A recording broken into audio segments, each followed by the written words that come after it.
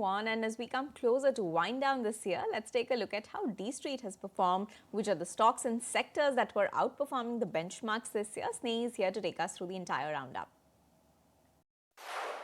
Well, yes, so winding down on the year, and this is the way the year has gone by on D Street. Let's start by talking about the indexes first. Nifty, a solid 10% uptick coming in, 9.8 to be precise. Nifty Midcap has also closed with very nominal gain of 4% for this calendar year. On the flip side, Nifty Smallcap, the only index under deep pressure, a 9% cut coming in for calendar year 2025. Now comparing Nifty's move with other asset classes, Nifty has grown about 10%, but take a look at silver. The kind of run-up that we've seen, it's been a shining year for silver this time around, a 102% uptick. Half of that almost is gold at a 60% run-up, and Bitcoin, in fact, cryptocurrencies, most of them have seen a negative rate of return, and Bitcoin has been the loser over there, a 2% cut on Bitcoin. Let's now shift focus and talk about index-specific gainers and losers. Let's talk about Nifty gainers. Biggest gainers, Bajaj Finance, Maruti Suzuki, Eicher, SBI Life and Shriram Finance, seeing gains between 44 and 51%.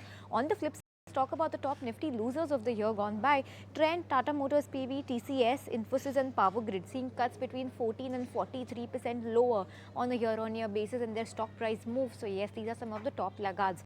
Moving to the mid-cap space, top gainers over there include L&T Finance, a 121% uptick, very solid for something like an LTF, followed by 101% uptick in AB Capital, so a doubler over there as well. 77% higher for Muthoot Finance, AU Small Finance Bank and BSE also giving very attractive returns. On the flip side, the biggest mid-cap losers at Ireda, Kalyan Jewellers, OFSS, Premier Energies and Oberoi Realty. So largely from all, it's a mixed bag of losers coming in from different sectors as well. Shifting focus to the small cap space, Navin Fluorine, Loris Labs, MCX, Narayana and Hindustan Copper are some of the top gainers with gains between 47 and 70%. On the flip side, the top losers from the small cap space include Ola Electric, a 60% cut, as is the case with Tejas Networks, sharp cuts on Brainbees Solution, which is Newgen Software and Whirlpool of India, all of them seeing major cuts.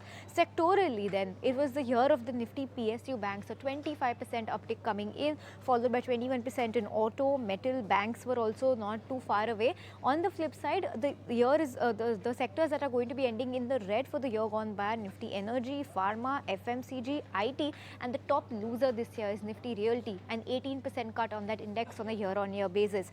Let's take a look at some of the top gainers on the PSU banks front. Indian Bank, Canara Bank, Bank of India, Union Bank and SBI have done well. And on the flip side, let's take a look at the losing stocks from the top loser, that's Nifty Realty pack.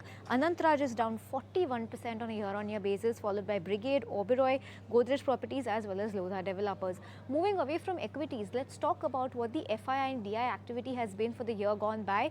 FIIs continue to be net sellers, 2.83 lakh crore worth of selling, but the DIIs more than made up for it by manifolds rather, 7.3 lakh crore of buying, what we've seen from DIIs this year. Lastly, let's talk about the rupee, the biggest talking point right now in the free fall that the rupee has recently seen. Rupee has been a mass underperformer this time around.